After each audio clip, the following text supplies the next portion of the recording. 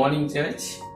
आइए आज हम इस मॉर्निंग डिवोशन में देखेंगे व्यभिचारी स्त्री के बारे में, जो यूहन्ना का 8वां अध्याय में हम लोग देखते हैं कि इसे फरीसी लोग पकड़कर यीशु मसीह के सामने लेकर आए हैं। आइए पहले प्रार्थना करते हैं। स्वर्गीय पिता, इस वचन को आशीष दीजिए और हम सबको समझने के लिए मदद कीजिए। यीशु मसीह के नाम से प्रार्थना करते हैं, आमीन। मैं जो है यूहन्ना का 8वां अध्याय वचन 3 से पढ़ना चाहता हूँ। जब स्त्री और फरीसी एक स्त्री को लाए जो व्यभिचारी में पकड़ी गई थी और उसको बीच में खड़ा करके यीशु से कहा, हे गुरु, यह स्त्री व्यभिचारी करते हुए पकड़ी गई है। व्यवस्था में मूसा ने हमें आज्ञा दी है कि ऐसी स्त्री पर पथराव करे। अंत तू इस स्त्री के विषय में क्या कहता है? उन्होंने उसको परखने के लिए यह बात कही ताकि उस पर दोष लगाने के लिए कोई बात पाए। परंतु यीशु झुककर उंगली से भूमि पर लिखने लगा। जब वे उससे पूछते ही रहे तो उसने सीधे होकर उससे कहा, तुम में से जो निष्पाप है वही उसको पहला पत्थर मारे। और फिर झुककर भूमि पर उंगली से लिखने लगा। परंतु वे यह सुनकर बड़ों में से लेकर छोटे तक एक एक करके निकल गए और यीशु अकेले रह गया और स्त्री वही बीच में खड़ी रह गई। यीशु ने सीधे होकर उससे कहा, हे नारी, वे कहाँ गए? क्या किसी ने तुझ पर दंड की आज्ञा नहीं दी? उसने उससे कहा, हे प्रभु, किसी ने नहीं। यीशु ने कहा, मैं भी तुझ पर दंड की आज्ञा नहीं देता, जा और फिर पाप न करना। दोस्तों, इस स्त्री का हो सकता है ये आखिरी दिन हो सकता है उसका जीवन का। हो सकता है वो अपने परिवार या फिर अपने पति, बच्चे या फिर अपने पड़ोसी या दोस्त, रिश्तेदार, किसी से हो सकता है नहीं मिल सकती थी अगर ये आखिरी दिन रहता तो उसका। परंतु जो है हम देखते हैं कि उसका जीवन ही जो है बदल गया और हम देखते हैं कि उसके जीवन में कई बदलावट आए और इस बदलावट को देखेंगे हम।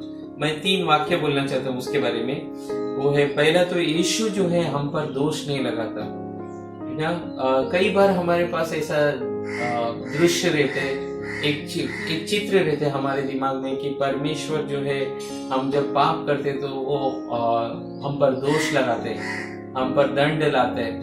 ऐसा नहीं है, क्योंकि जब हम पाप करते हैं, जैसे कि हम पाप में जन्मे हैं तो हमसे भूल होती है और हम पाप कर भी देते हैं। लेकिन परमेश्वर जब हम पाप करते हैं तो उसके लिए कोई चौंकाने वाली बात नहीं। उसे मालूम है कि हम कमजोर हैं और इसीलिए वो कभी भी हम पर दोष नहीं लगाता। और इसीलिए यूहन्ना का 3:17 में बोलते हैं, परमेश्वर ने अपने पुत्र यीशु को दुनिया में इसलिए नहीं भेजा कि हम पर दोष लगाए, है ना। वो हमें बचाने के लिए आए, यूहन्ना का 3:16 में। और प्रभु इसके लिए क्या करते, घोषणा करते कि हम जो है निष्पाप है और हम धर्मी है। प्रभु ने मेरा और हम सब का पाप को लेकर जो है क्रूस पर जो है कार्य पूरा कर दिया और इसके लिए बड़ा दाम चुकाया। पिता परमेश्वर ने अपने इकलौता पुत्र को क्रूस पर मार दिया। तो यह औरत ने जो है वो महसूस किया कि मेरे सब पाप जो है माफ हो चुके हैं। दूसरा बात ये बोलना चाहता हूँ कि यीशु पाप से कोई समझौता नहीं करते ना। यीशु ने कहा, मैं भी तुम पर कोई भी दोष नहीं लगाता है, जा और अब से जो है तू पाप मत कर। वचन 11 में हमने देखा। इसीलिए मत्ती का अगर 11वां अध्याय 19वां वचन में बोलते हैं, यीशु को जो है पापियों का दोस्त करके कहा गया। और उसके साथ साथ जो है इब्रानियों का 7:26 में बोलते हैं कि यीशु जो है पापियों से बहुत ही अलग है।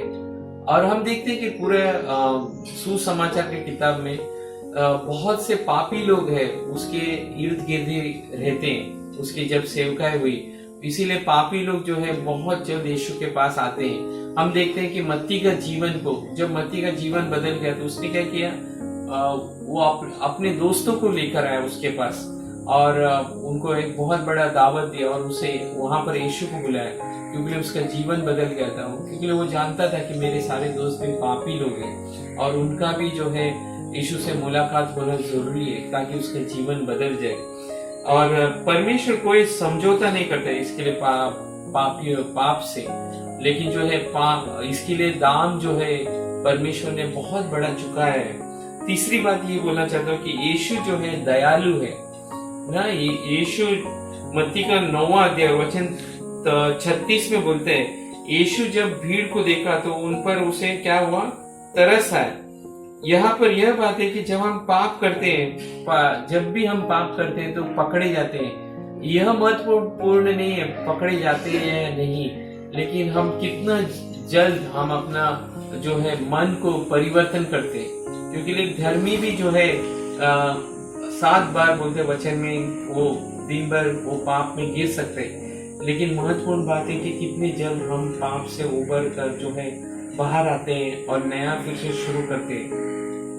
अंत में मैं जो है एक कहानी बोलकर जो है मैं खत्म करना चाहता हूँ, जो इस औरत के जीवन में भी हो सकता था और मेरे भी जीवन में।